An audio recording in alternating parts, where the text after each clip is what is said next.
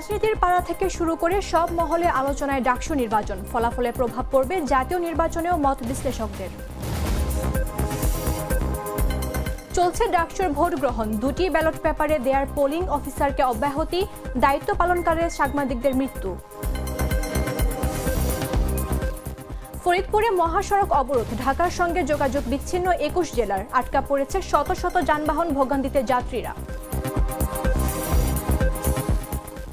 নেপালের কারফিউ ভেঙে আবারও রাজপথে তরুণরা, প্রধানমন্ত্রী ও প্রেসিডেন্টের বাসভবনে আগুন, ফেসবুক নিষেধাজ্ঞার জন্যই প্রতিবাদ নয় মত অনেকের। এবং আজ পর্দা উঠছে এশিয়া কাপ ক্রিকেটের ১৭তম আসরের, জমজমাট লড়াইয়ের অপেক্ষায় ক্রিকেট প্রেমীরা।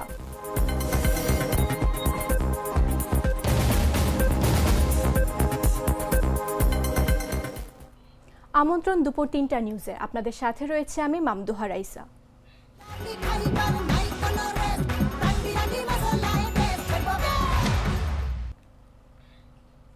আলোচনার কেন্দ্রে এখন ঢাকা বিশ্ববিদ্যালয়ে কেন্দ্রীয় ছাত্র সংসদ ও হল সংসদের নির্বাচন। জুলাই গণ অভ্যুত্থানের পর স্বৈরাচার মুক্ত বাংলাদেশে এই নির্বাচন নিয়ে কেবল ঢাকা বিশ্ববিদ্যালয়ের শিক্ষার্থীদেরই নয়, আলোচনা চলছে দেশের রাজনীতি, গণমাধ্যম সহ সব মহলে। বিশ্লেষকেরা বলছেন ডাকসু নির্বাচনের ফলাফল প্রভাব ফেলবে আসন্ন জাতীয় নির্বাচনেও।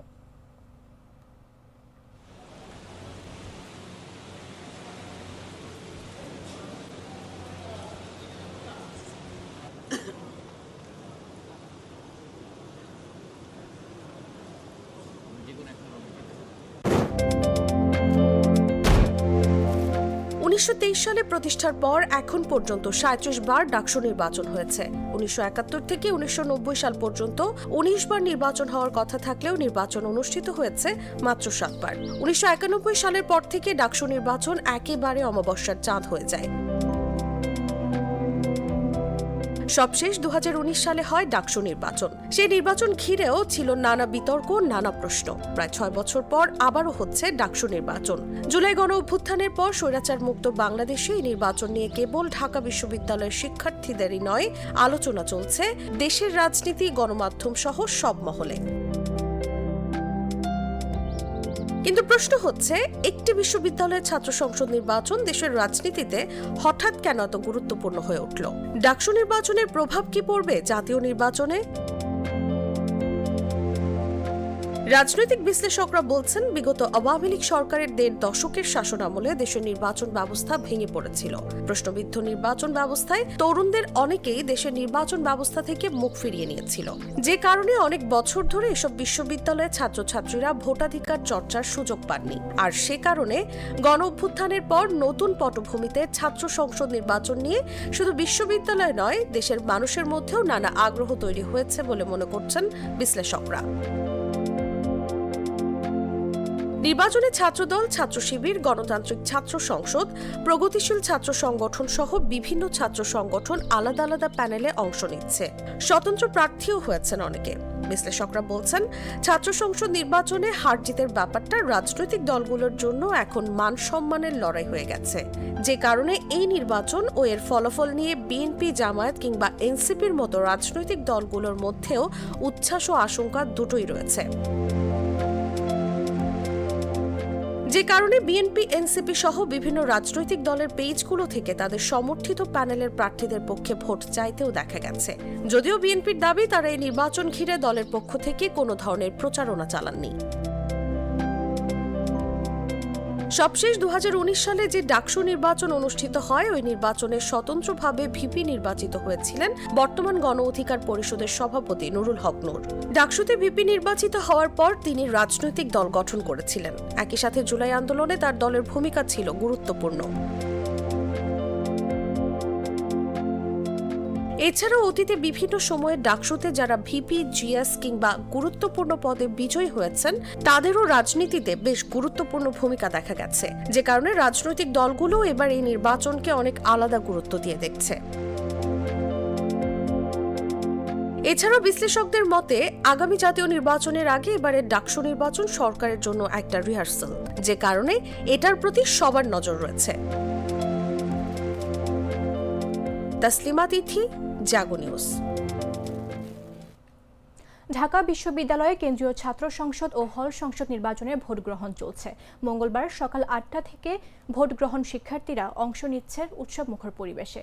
এদিকে নির্বাচন চলাকালে কার্জন হলের দ্বিতীয় তলার অমর ২১ হলের ভোট কেন্দ্রে একজন শিক্ষার্থীকে অনিচ্ছাকৃতভাবে ২টি ব্যালট পেপার দেওয়ার ঘটনায় সংশ্লিষ্ট পোলিং অফিসার জিয়াউর রহমানকে তাৎক্ষণিকভাবে নির্বাচনী দায়িত্ব থেকে অব্যাহতি দেয়।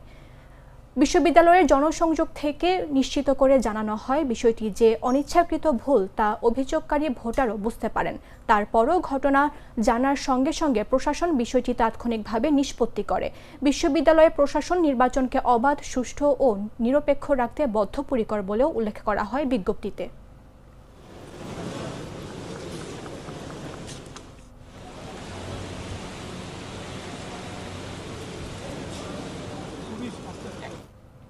এই মুহূর্তে ঢাকা বিশ্ববিদ্যালয়ের শারীরিক শিক্ষা ভোট কেন্দ্রে আছেন রিপোর্টার ইসমাইল সিরাজি। সরাসরি যাচ্ছি সেখানে। দীর্ঘ প্রতীক্ষার পর অবশেষে আজ সকাল ৮টা থেকে ডাকসু নির্বাচনে ভোট গ্রহণ শুরু হয়েছে। এখন বেলা ৩টা পেরিয়ে গিয়েছে, প্রায় ৭ থেকে ৮ ঘন্টা কিন্তু এই ভোট গ্রহণ চলছে।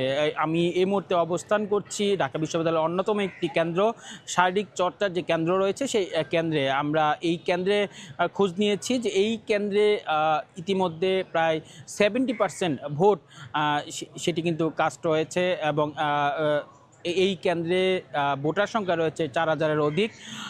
এই কেন্দ্রে কিন্তু এখন পর্যন্ত পরিবেশ নিয়ন্ত্রণে থাকলেও আমরা দেখতে পাচ্ছি যে আইনশৃঙ্খলা বাহিনীর সদস্য কিন্তু এই মুহূর্তে এই কেন্দ্রের বাহিরে অবস্থান করছেন এবং একটি জটলা সেটি কিন্তু আমরা এই কেন্দ্রের বাহিরে দেখতে পাচ্ছি। তবে আর কিছুক্ষণ পরে কিন্তু ভোট গ্রহণ শেষ হবে। বিকেল ৪টা নাগাদ এই ডাকসু নির্বাচনে ভোট গ্রহণ শেষ হবে, তার পরবর্তীতে গণনা শুরু হবে। তো এই ছিল আমার কাছে এই শারীরিক চর্চা ভোট কেন্দ্র থেকে সর্বশেষ চিত্র। ঢাকা বিশ্ববিদ্যালয় থেকে সরাসরি যুক্ত ছিলেন রিপোর্টার ইসমাইল সিরাজি। চলে যাচ্ছে অন্যান্য সংবাদে। ঢাকা বিশ্ববিদ্যালয়ের ছাত্র সংসদ নির্বাচনে বিশ্ববিদ্যালয়ের কার্জন হলে সংবাদ সংগ্রহের সময় অসুস্থ হয়ে এক সাংবাদিক মারা গেছেন। জানা গেছে তিনি চ্যানেল এস টেলিভিশনের সিটি রিপোর্টার হিসেবে কর্মরত ছিলেন। মঙ্গলবার সংবাদ সংগ্রহকালে দুপুর ১:৩০টার দিকে তার মৃত্যু হয়। মৃত সাংবাদিকের নাম তারিকুল ইসলাম। তিনি চ্যানেল এস টেলিভিশনের সিটি রিপোর্টার হিসেবে কর্মরত ছিলেন বলে জানা গেছে। জানা যায় ডাবির কার্জন হলের ভেতরে সংবাদ সংগ্রহ করার সময় লাইভে ছিলেন তরিকুল শিবলি। হঠাৎ অচেতন হয়ে পড়ে যান। পরে তার সহকর্মীরা তাকে উদ্ধার করে ঢাকা মেডিকেল নিয়ে এলে চিকিৎসক তাকে মৃত ঘোষণা করেন।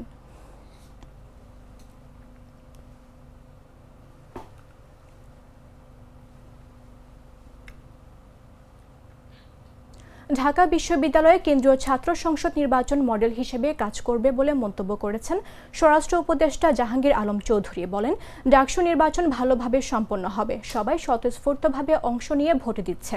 মঙ্গলবার সচিবালয়ে সাংবাদিকদের সঙ্গে কথা বলার সময় এ মন্তব্য করেন তিনি। এ সময় তিনি আরও বলেন, জাতীয় নির্বাচনের সঙ্গে ডাকসু নির্বাচন মিলানো যাবে না, তবে ডেফিনেটলি এটি মডেল হবে। স্বরাষ্ট্র উপদেষ্টা আরও বলেন, বর্তমানে দেশের আইনশৃঙ্খলা পরিস্থিতি অনুযায়ী জাতীয় নির্বাচন সম্পন্ন করার ক্ষেত্রে কোনো সমস্যা হবে না। এর আগে ডাকসু নির্বাচনের মধ্য দিয়ে বাংলাদেশ ইলেকশনের ট্রেনে উঠে গেছে বলে মন্তব্য করেছেন সংস্কৃতি বিষয়ক উপদেষ্টা মুস্তফা সরওয়ার ফারুকী। তিনি তার ফেসবুকে পেজে এক স্ট্যাটাসে লেখেন, এরপর চলে আসবে জাতীয় নির্বাচনের ট্রেন, সবাইকে নির্বাচন মোবারক।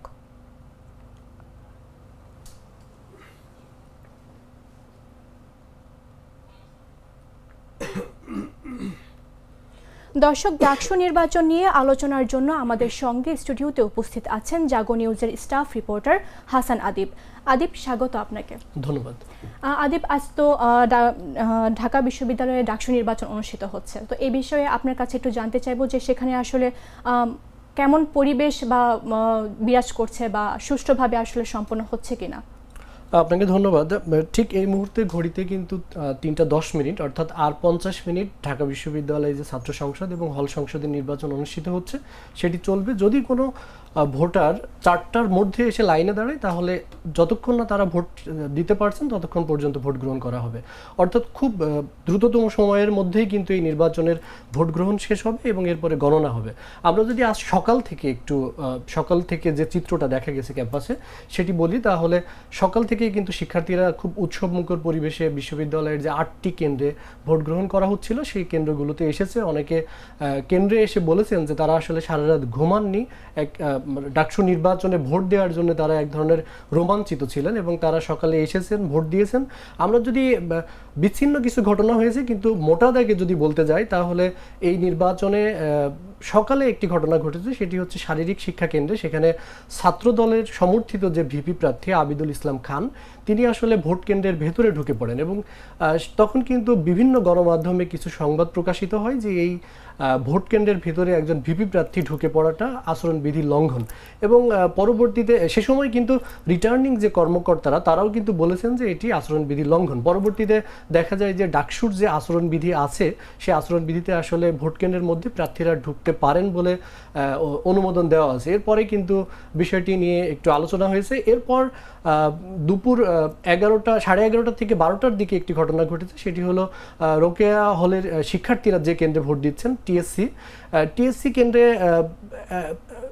এক শিক্ষার্থী ভোট দিতে গিয়ে এক ছাত্রী তিনি আসলে তার হাতে এমন একটি ব্যালট পেপার দেওয়া হয়েছে যেখানে কিনা দুজন প্রার্থীর ব্যালটে আগে থেকেই টিক চিহ্ন দেওয়া ছিল এবং সেই প্রার্থী কিন্তু সেই ভোটার কিন্তু সঙ্গে সঙ্গে এটির প্রতিবাদ জানিয়েছে এবং তিনি কিন্তু সেই ব্যালটটা ফেরত দিয়েছেন।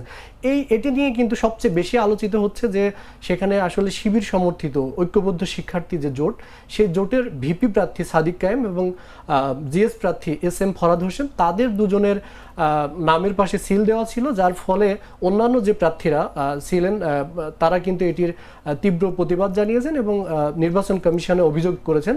নির্বাচন কমিশন তাৎক্ষণিকভাবে কিছু সিদ্ধান্ত নিয়েছে, তার মধ্যে অন্যতম হলো ওই যে কেন্দ্রে এই ঘটনাটি ঘটেছে সেই কেন্দ্রের যে নির্বাচনী কর্মকর্তা তাকে কিন্তু প্রত্যাহার অব্যাহতি দেওয়া হয়েছে এবং তার বিরুদ্ধে তদন্ত করা হবে। যদি এই ক্ষেত্রে তার কোনো অবহেলা থাকে তাহলে ব্যবস্থা নেওয়া হবে। কিন্তু এখানে আরও কিছু ঘটনা সামনে এসেছে। এখানে ছাত্র শিবির সমর্থিত যে ঐক্যবদ্ধ শিক্ষার্থী জোট তাদের প্রার্থীরা কিন্তু বলছেন যে আসলে এটি একটি ষড়যন্ত্র, এটি পরিকল্পিতভাবে ঘটানো হয়েছে, কারণ কোনোভাবেই কোনো ব্যালটে আগে থেকেই সিল মারার কোনো প্রশ্নই আসে না এবং ওই কেন্দ্রের যে নির্বাচনী অন্য কর্মকর্তারা ছিলেন তারাও কিন্তু গণমাধ্যমে জানিয়েছেন যে আসলে ওই ব্যালটটাই কিভাবে আগে থেকেই টিক চিহ্ন দেওয়া ছিল বা ক্রস চিহ্ন দেওয়া ছিল সেটি তারা বলতে পারছেন না, কারণ ওই ভোটার নির্বাচনী কর্মকর্তার কাছ থেকে ব্যালট পেপার নিয়ে ভোট কক্ষে যাওয়ার পরে কিছুক্ষণ পরে এসে বলেন যে আসলে ব্যালটে দাগ দেওয়া, তার প্রেক্ষিতে তাদের সঙ্গে কিন্তু বাকবিতণ্ডা হয়। তো মোটা দাগে বলতে গেলে সারাদিনের যে নির্বাচনী পরিবেশ সেটি আসলে ভোটের যে একটা পরিস্থিতি বা আমেজ সেটা ছিল।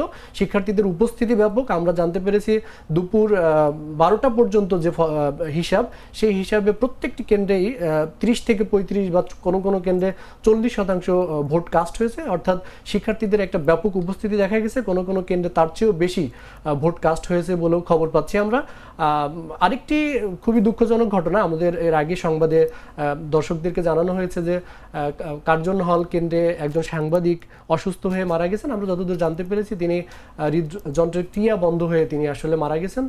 তিনি একটি অনলাইন ভিত্তিক মাল্টিমিডিয়া টেলিভিশন সেটির রিপোর্টার ছিলেন, তরিকুল ইসলাম শিবলি নাম।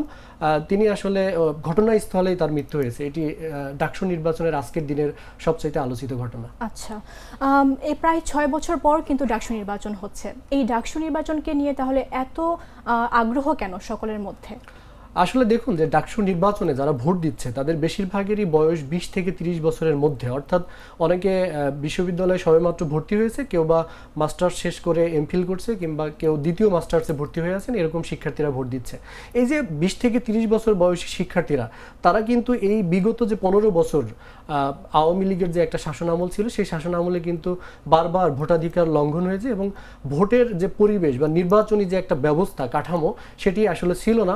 কোনো সময় বিনা ভোটে নির্বাচিত হয়েছেন এমপিরা, কোনো সময় এমন হয়েছে যে রাতেও ভোট হয়ে গেছে, এরকম অভিযোগও বিভিন্ন সময় উঠেছে এবং সেগুলো কিন্তু এখন এই সরকার আসার পরে তদন্ত করা হচ্ছে এবং অনেক ক্ষেত্রে সত্যতা বেরিয়ে আসছে। তো এই যে দীর্ঘদিনের যে নির্বাচন কাঠামো ভেঙে ফেলা এবং ভোট দিতে না পারার একটা আক্ষেপ, সেই জায়গা কিন্তু ডাকসুতে সেই জায়গার একটি প্রতিফলন আমরা দেখতে পাচ্ছি, সেই প্রভাব এখানে দেখা যাচ্ছে। শিক্ষার্থীরা বলছেন যে আসলে তারা কেউ 2013 সালে ভোটার হয়েছে, কেউ 2016 সালে ভোটার হয়েছে, কেউ বা 2023 সালে ভোটার হয়েছে, কিন্তু তারা কখনোই ভোট দিতে পারেননি, কখনোই কোনো জাতীয় নির্বাচন, স্থানীয় নির্বাচনেও অনেক ক্ষেত্রে ভোট দিতে পারেননি। ফলে তারা যে ডাকসু নির্বাচনে ভোট দিতে পারছেন এবং বিশ্ববিদ্যালয় লাইফে, অর্থাৎ আপনি একটু যদি আমরা পেছনের ইতিহাস বলি, যে স্বাধীনতার পর কিন্তু এটি নবম ডাকসু নির্বাচন, অর্থাৎ যারা নির্বাচিত হবেন এবং কার্যনির্বাহী কমিটি গঠিত হবে, সেটি নবম ডাকসু নির্বাচনের কার্যনির্বাহী কমিটি। অর্থাৎ এই যে 54 বছরে, যেখানে প্রতি বছর ডাকসু হওয়ার কথা, সেখানে এই 54 বছরে মাত্র 9টি ডাকসু নির্বাচন অনুষ্ঠিত হচ্ছে।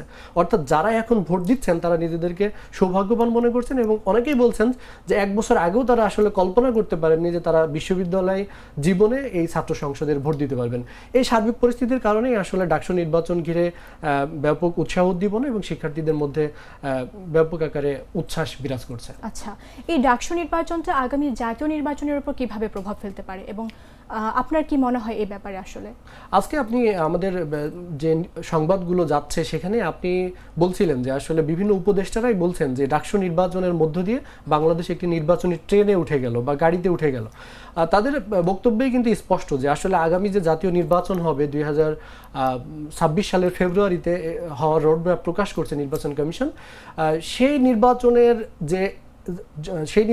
যে একটি প্রাক প্রস্তুতি বলা যায়, সেটি কিন্তু এই ডাকসু নির্বাচন। কারণ ডাকসু নির্বাচন ঢাকা বিশ্ববিদ্যালয় বাংলাদেশের সর্বোচ্চ বিদ্যাপীঠ এবং এই বিদ্যাপীঠে যে 40,000 শিক্ষার্থী ভোট দিচ্ছেন তারা প্রত্যেকেই সচেতন এবং এখানে যারা নির্বাচনী প্রচারণা করছেন প্রার্থীরা, তারাও ঢাকা বিশ্ববিদ্যালয়ের মতো সর্বোচ্চ বিদ্যাপীঠ থেকে ডিগ্রি অর্জন করা শিক্ষার্থীরা। ফলে এই নির্বাচনের কেমন সহনশীলতা বজায় থাকে, এই নির্বাচনে কতটা সুষ্ঠুভাবে ভোট গ্রহণ সম্পন্ন করা যায় এবং ইলেকশন ইঞ্জিনিয়ারিং বা এ ধরনের কোনো পক্ষপাতমূলক অভিযোগ ওঠে কিনা, সেটি কিন্তু শুধু বাংলাদেশ না, আমরা যতটুকু জানতে পারছি যে কূটনৈতিক মহলও কিন্তু এই নির্বাচনের দিকে তাকিয়ে আছে। ফলে অন্তর্বর্তী সরকার যেটি এখন আছে ডক্টর মোহাম্মদ ইউনূসের নেতৃত্বাধীন, সেই সরকারের কাছে কিন্তু এই ডাকসু নির্বাচনটা অ্যাসিড টেস্টের মতো। তারা যদি এই ডাকসু নির্বাচন সঠিকভাবে এবং পক্ষপাত মূলক হচ্ছে না এরকম একটি অবস্থায় যদি এটি শেষ করতে পারে এবং ডাকসুর পরিবেশ স্বাভাবিক থাকে, তাহলে আগামী নির্বাচনের পথে কিন্তু এই সরকার অনেক ক্ষেত্রে এগিয়ে যাবে এবং এটিকে অনেক ক্ষেত্রে মডেল হিসেবে ইউজ করবে। যদিও জাতীয় নির্বাচন এবং ছাত্র সংসদ নির্বাচন একই রকম না, তবে এখানে আমরা কিন্তু একটা জিনিস লক্ষণীয় যে এখন আওয়ামী লীগ কিন্তু নির্বাচনী কার্যক্রমের বাইরে, অর্থাৎ আওয়ামী লীগের রাজনীতি কিন্তু নিষিদ্ধ আছে, রাজনৈতিক কর্মকাণ্ড। নির্বাচন কমিশনেও তাদের কোনো প্রতীক নাই এখন। ফলে এই ডাকসু নির্বাচনে যারা প্রার্থিতা করছেন তাদেরই কিন্তু বৃহত্তর যে রাজনৈতিক দলগুলো তারা কিন্তু জাতীয় নির্বাচনে অংশগ্রহণ করবে। ফলে ওই নির্বাচনেও এই ধরনের বা এই সমর্থিত প্রার্থীরাই সেখানে অংশগ্রহণ করবে, যার কারণে জাতীয় নির্বাচন এবং ডাকসু নির্বাচন একটি সিমিলার একটি ব্যবস্থার মধ্যে আনা হচ্ছে এবং বলা হচ্ছে যে এটি আসলে মিনি পার্লামেন্ট বলা হচ্ছে বাংলাদেশের এখন। যার কারণে অবশ্যই আগামী জাতীয় নির্বাচনের এই ডাকসু নির্বাচন কেমন হচ্ছে, কিভাবে হচ্ছে এবং এখানে ফলাফল কি হচ্ছে সেটি প্রভাব ফেলবে। আচ্ছা, আমরাও প্রত্যাশা রাখছি যেন আগামী জাতীয় নির্বাচন যেন সুষ্ঠুভাবেই সম্পন্ন হয়। আদিব, ধন্যবাদ আপনাকে আমাদের সঙ্গে আলোচনায় যুক্ত থাকার জন্য। ধন্যবাদ। দর্শক, কথা বলছিলাম জাগো নিউজের স্টাফ রিপোর্টার হাসান আদিবের সঙ্গে। দুধার চকলেটে একাকার হয়ে ওঠা প্রাণ লেয়ার সম্পর্কের মিষ্টি ম্যাজিক। ফরিদপুরে অনির্দিষ্টকালের জন্য মহাসড়ক অবরোধ করেছে স্থানীয় জনতা। এতে মঙ্গলবার সকাল থেকে সকল ধরনের যানবাহন চলাচল বন্ধ হয়ে গেছে। ফলে দক্ষিণ পশ্চিমাঞ্চলের অন্তত 21 জেলার সঙ্গে ঢাকার যোগাযোগ বিচ্ছিন্ন হয়ে পড়েছে। ভাঙ্গা উপজেলার আলগী ও হামিরদি ইউনিয়নকে ফরিদপুর 4 আসন থেকে ফরিদপুর 2 আসনে অন্তর্ভুক্ত করার প্রতিবাদে এই অবরোধ করা হয়েছে। মঙ্গলবার সকাল 8:30 থেকে ভাঙ্গার পুকুরিয়া ও সুয়াদি সহ বেশ কয়েকটি স্থানে মহাসড়কের ওপর গাছ, বাঁশ ও ইট ফেলে অবরোধ করেন কয়েক হাজার স্থানীয় জনতা। এতে দক্ষিণ পশ্চিমাঞ্চলের যানবাহন বন্ধ হয়ে গেছে। দুই পাশে শত শত যানবাহন আটকা পড়েছে। বিক্ষোভকারী ও প্রত্যক্ষদর্শীরা জানান, সকাল থেকে পুকুরিয়া, সুয়াদি ও মনসুরাবাদে মহাসড়কের ওপর গাছ ফেলে ও টায়ার জ্বালিয়ে বিক্ষোভ করেছে হাজার হাজার মানুষ। ফরিদপুর 4 আসন থেকে ভাঙ্গা উপজেলার 2টি ইউনিয়ন কেটে নেওয়ার পরিবর্তে ভাঙ্গা নিয়ে গঠিত ফরিদপুর 5 আসন পুনঃপ্রবর্তনের দাবি জানিয়েছেন তারা। তাদের এ দাবি পূরণ না হওয়া পর্যন্ত অনির্দিষ্টকালের জন্য এই অবরোধ চলবে বলে ঘোষণা দিয়েছেন আন্দোলনকারীরা।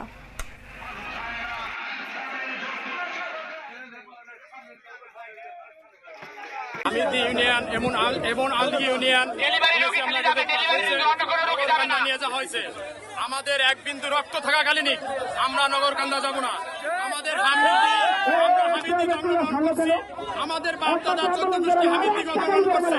আমাদের স্থান এখানে, আমরা কখনোই হামিদি ভাঙ্গা থানায় যাবে না, নগরকান্দা থানায় যাবে না। আমরা ভাঙ্গার লোক, আমরা ভাঙ্গে থাকতে চাই।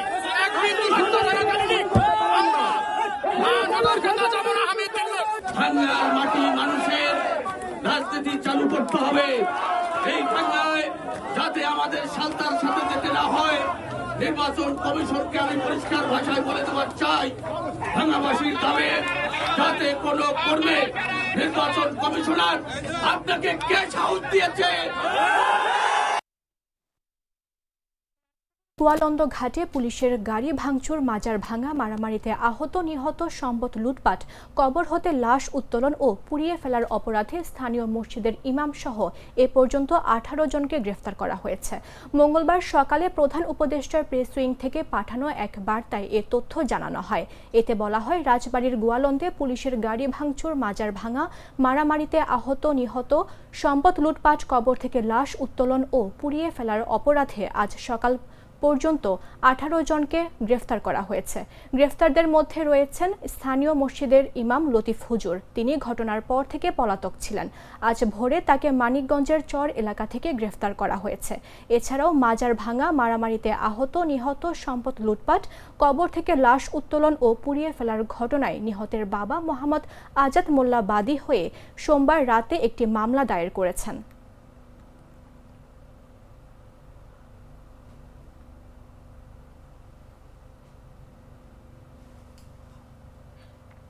সরকার বিরোধী ষড়যন্ত্রের অভিযোগের মামলায় সাবেক সচিব ভূঁইয়া শফিকুল ইসলামকে গ্রেফতার করা হয়েছে। এর আগে মঞ্চ ৭১-এর অনুষ্ঠান থেকে গ্রেফতার করে আওয়ামী লীগের সাবেক প্রেসিডিয়াম সদস্য আব্দুল লতিফ সিদ্দিকীকে একই মামলায় কারাগারে পাঠানো হয়েছিল। মঙ্গলবার ডিএমপির উপ পুলিশ কমিশনার মোহাম্মদ তালেবুর রহমান জানান, ভূঁইয়া শফিকুল ইসলাম সহ কার্যক্রম নিষিদ্ধ আওয়ামী লীগ ও এর অঙ্গ সংগঠনের ৭ নেতাকর্মীকে গ্রেফতার করেছে ঢাকা মহানগর গোয়েন্দা পুলিশ। জানতে চাইলে গোয়েন্দা পুলিশের অতিরিক্ত কমিশনার মোহাম্মদ শফিকুল ইসলাম জানান, শাহবাগ থানার সন্ত্রাসবিরোধী আইনের মামলায় তাকে গ্রেফতার করা হয়েছে। লতিফ সিদ্দিকী, আবু আলম শহীদ খান সহ অন্যদের সঙ্গে গোপন আতাতের বিষয়ে তথ্য পাওয়ার পর তাকে গ্রেফতার করা হয়। ভূঁইয়া শফিকুল ইসলাম 2013 সালে পরিকল্পনা বিভাগের সচিব ছিলেন। পরে 2015 সালে তাকে রাষ্ট্রপতির কার্যালয়ের সচিব করা হয়।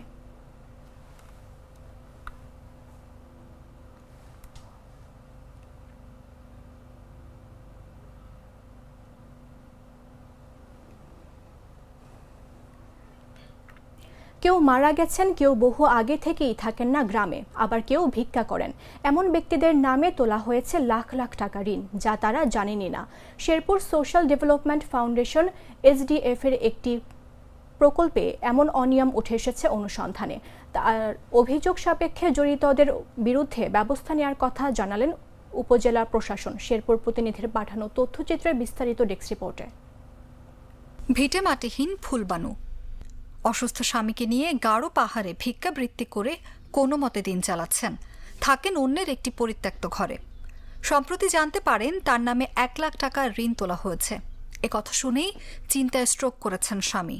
আমরা ভিক্ষা করে খাই, দাগি খাই, সায়া খাই, আমার এইটা রাখি বেদম, আগে জুলুম দেয়, আমার রাখি বেদম। লাখ টাকা তুই আমরা দুর্নাম না করলো, আমরা এটার বিশ্বাস চাই। আমার কি এর আমার নাম দুর্নাম দেয় করলো, আমি কি 1 লাখ টাকার যোগ্য তো? এমন ঘটনা ঘটেছে শেরপুরের ঝিনাইগাতি উপজেলার নলকুড়া ইউনিয়নের সীমান্তবর্তী গ্রাম মানিককুড়ায়। গ্রামের শতাধিক ব্যক্তির নামে SDF হতে তোলা হয়েছে ঋণ। এদের মধ্যে কেউ মারা গেছেন, কেউ বহু আগে থেকেই থাকেন না গ্রামে, আবার কেউ ভিক্ষা করেন। সোশ্যাল ডেভেলপমেন্ট ফাউন্ডেশনের ক্ষুদ্র ঋণ প্রকল্পে চলছে এমন অনিয়ম। গ্রামের প্রায় শতাধিক ব্যক্তির নামে এমন প্রতারণার ফাঁদ পেতেছেন SDF, জানিয়েছেন ভুক্তভোগীরা। এদিকে এসব অনিয়মের বিষয় জানতে চাইলে অস্বীকার করেন SDF এর ঝিনাইগাতি উপজেলার ক্লাস্টার অফিসার হারাধন মোহন। তবে অভিযোগ সাপেক্ষে তদন্ত করে ব্যবস্থা নেওয়ার কথা জানালেন উপজেলা প্রশাসন। আমাদের ঝিনাইগাতি উপজেলার নলকুড়া ইউনিয়নের মানিকপুরা গ্রামে যে SDF সমিতির বিরুদ্ধে যে অভিযোগটি আমরা ইতিমধ্যে শুনতে পেরেছি, সে বিষয়ে আমরা এখনো পর্যন্ত কোনো লিখিত অভিযোগ পাইনি। লিখিত অভিযোগ পাওয়া মাত্রই আমরা তদন্ত সাপেক্ষে প্রয়োজনীয় আইনগত ব্যবস্থা নিব। কেবল মানিককোড়া গ্রামই নয়, শেরপুরে এসডিএফ এর ৪৫টি অফিসে এমন প্রতারণা করে কোটি কোটি টাকা আত্মসাতের অভিযোগ উঠেছে। ২০২১ সালে কোভিড-১৯ সংকট ও জলবায়ু বিপর্যয় মোকাবিলায় বিশ্বব্যাংকের ৪২,০০০ কোটি টাকার এমন প্রকল্প নেন হাসিনা সরকার। অনুভা বিশ্বাস, জাগো নিউজ।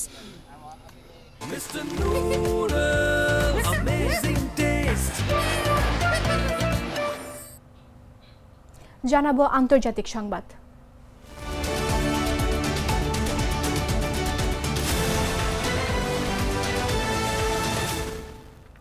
টানা দ্বিতীয় দিনের মতো বিক্ষোভে উত্তাল নেপাল। দেশটির বিভিন্ন প্রান্তে চলছে অগ্নিসংযোগ ও ভাঙচুর। কারফিউ জারির পরও মঙ্গলবার সকাল থেকে নতুন বানেশ্বর সহ রাজধানী কাঠমান্ডুর নানা এলাকায় বিক্ষোভ হয়েছে। প্রধানমন্ত্রী ও প্রেসিডেন্টের বাসভবনেও আগুন দেওয়ার খবর পাওয়া গেছে। অনেকে মনে করছেন চলমান এই বিক্ষোভ কেপি শর্মা ওলির সরকারকে পতনের দ্বার প্রান্তে ঠেলে দিয়েছে।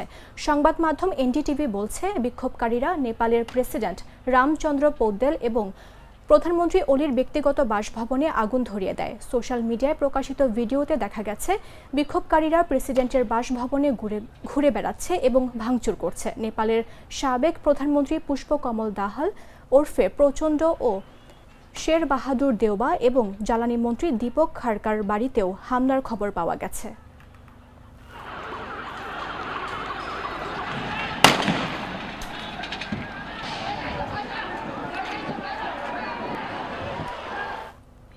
নেপালে সামাজিক যোগাযোগ মাধ্যম নিষিদ্ধের জেরে বিক্ষোভে উত্তাল রাজধানী কাঠমান্ডু। পুলিশের গুলিতে বহু হতাহতের ঘটনা ঘটেছে। তবে বিশ্লেষকরা বলছেন, শুধু ফেসবুক নিষেধাজ্ঞা নয়, সরকারের দুর্নীতি ও বৈষম্যের বিরুদ্ধে পুঞ্জীভূত ক্ষোভও ফেটে পড়েছে এই আন্দোলনে। বিস্তারিত জাগো ডেস্ক রিপোর্টে। খাতায় কলমে প্রতিবাদের নেতৃত্বে আছে নেপালের জেনজি অর্থাৎ তরুণ প্রজন্ম। সোমবারের বিক্ষোভেও সামনের সারিতে দেখা গিয়েছে স্কুল কলেজের পড়ুয়াদের। তবে শুধু ফেসবুক ব্যবহারের নিষেধাজ্ঞার জন্যই এই প্রতিবাদ, এমনটা মনে করছেন না অনেকেই। সম্প্রতি সে দেশের সরকার ফেসবুক, হোয়াটসঅ্যাপ, এক্স সহ ২৬টি সমাজ মাধ্যম ব্যবহারে নিষেধাজ্ঞা আরোপ করেছে। এই সিদ্ধান্তের বিরুদ্ধেই সকাল থেকে শুরু হয় প্রতিবাদ। বেলা গড়াতেই পরিস্থিতি স্থানীয় পুলিশ প্রশাসনের নিয়ন্ত্রণে বাইরে বেরিয়ে যায়। ছাত্র যুবদের একাংশ ব্যারিকেড ভেঙে নেপালের পার্লামেন্ট ভবনে ঢুকে পড়েন। প্রতিবাদীদের ছত্রভঙ্গ করতে শূন্যে গুলি ছোড়ে পুলিশ, ছোড়া হয় রাবার বুলেটও। কাঠমান্ডুর গুরুত্বপূর্ণ জায়গাগুলিতে কারফিউ জারি করা হয়েছে। পরিস্থিতি নিয়ন্ত্রণে আনতে মোতায়েন করা হয়েছে সেনা। তবে কি কেবল ফেসবুক ব্যবহারে নিষেধাজ্ঞার জন্যই এই প্রতিবাদ? এমনটা মনে করছেন না অনেকেই। কারণ নেপালের বর্তমান প্রধানমন্ত্রী কেপি শর্মা ওলির নেতৃত্বাধীন সরকারের বিরুদ্ধে বেশ কয়েকদিন ধরেই দুর্নীতির অভিযোগ উঠেছিল। দেশে আর্থিক বৈষম্য নিয়েও ক্ষোভ বাড়ছিল ছাত্র যুবদের মধ্যে। মনে করা হচ্ছে আগে থেকে পুঞ্জীভূত হওয়া ক্ষোভেরই বহিঃপ্রকাশ হয়েছে রোববার। নেপালের তথ্য প্রযুক্তি মন্ত্রণালয় জানিয়েছে, অপব্যবহার রোধে সরকারের বেঁধে দেওয়া সময়ের মধ্যে নিবন্ধিত না হওয়ায় ফেসবুক সহ বিভিন্ন সামাজিক যোগাযোগ মাধ্যম বন্ধ করে দেওয়ার উদ্যোগ নেয় নেপাল। নেপাল সরকার বলছে, ভুয়া আইডি ব্যবহারকারীরা দেশে কিছু প্ল্যাটফর্মের মাধ্যমে ঘৃণা ও গুজব ছড়াচ্ছে, সাইবার অপরাধ করছে এবং সামাজিক সম্প্রীতি নষ্ট করছে। যেখানে ৩ কোটি জনসংখ্যার ৯০% ইন্টারনেট ব্যবহার করেন। যদিও বিক্ষোভকারীদের দাবি, বিরোধী কণ্ঠস্বর দমন করতেই ওই কাণ্ড ঘটিয়েছে সরকার। গেল ২৮ আগস্ট নেপাল সরকার জানিয়েছিল, সামাজিক যোগাযোগ মাধ্যমগুলোকে পরবর্তী ৭ দিনের মধ্যে সরকারের খাতায় নাম নথিভুক্ত করাতে হবে। ৩রা সেপ্টেম্বর সেই সময়সীমা শেষ হয়। অধিকাংশই সমাজ মাধ্যমই নেপালের সরকারি নির্দেশ মানেনি। পরে ৪ সেপ্টেম্বর ফেসবুক, এক্স, হোয়াটসঅ্যাপ সহ ২৬টি সমাজ মাধ্যম ব্যবহারে নিষেধাজ্ঞা আরোপ করা হয়। দেশের যুব সমাজের মধ্যে ক্ষোভের আঁচ পেয়ে আগেই নেপালের নানা অংশে ইন্টারনেট পরিষেবা বন্ধ করেছিল সে দেশের সরকার। তবে টিকটক নিয়ে নিষেধাজ্ঞা না থাকায় সেটির মাধ্যমে পারস্পরিক যোগাযোগ বাড়িয়ে তোলেন প্রতিবাদীরা। সংবাদ শেষ করব খেলার খবর জানিয়ে।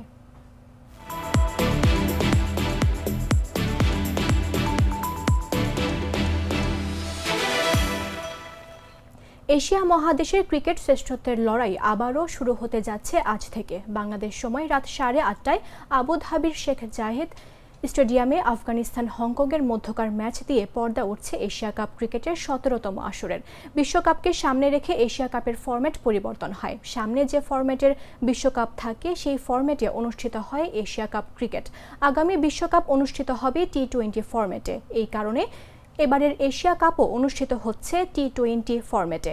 এবারের এশিয়া কাপকে ঘিরে ক্রিকেট বিশ্বে এরই মধ্যে তৈরি হয়েছে দারুণ উত্তেজনা। আয়োজক হিসেবে সংযুক্ত আরব আমিরাত প্রস্তুত করেছে আধুনিক ভেন্যু, আর মাঠে নামতে যাচ্ছে এশিয়ার শক্তিশালী 8টি দল। এর মধ্যে রয়েছে ভারত, পাকিস্তান, বাংলাদেশ, শ্রীলঙ্কা, আফগানিস্তান, আরব আমিরাত, ওমান এবং হংকং।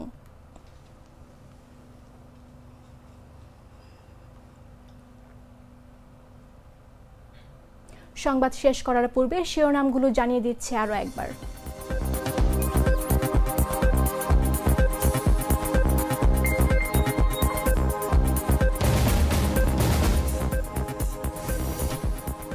রাজনীতির পাড়া থেকে শুরু করে সব মহলে আলোচনায় ডাকসু নির্বাচন। ফলাফলে প্রভাব পড়বে জাতীয় নির্বাচনেও মত বিশ্লেষকদের। চলছে ডাকসুর ভোট গ্রহণ। 2টি ব্যালট পেপারের পোলিং অফিসারকে অব্যাহতি, দায়িত্ব পালনকালে সাংবাদিকের মৃত্যু। ফরিদপুরে মহাসড়ক অবরোধ, ঢাকার সঙ্গে যোগাযোগ বিচ্ছিন্ন 21 জেলার। আটকা পড়ছে শত শত যানবাহন, ভোগান্তিতে যাত্রীরা।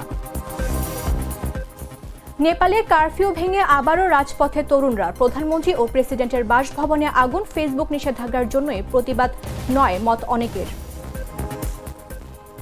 এবং আজ পর্দা উঠছে এশিয়া কাপ ক্রিকেটের 17তম আসরের। জমজমাট লড়াইয়ের অপেক্ষায় ক্রিকেট প্রেমীরা।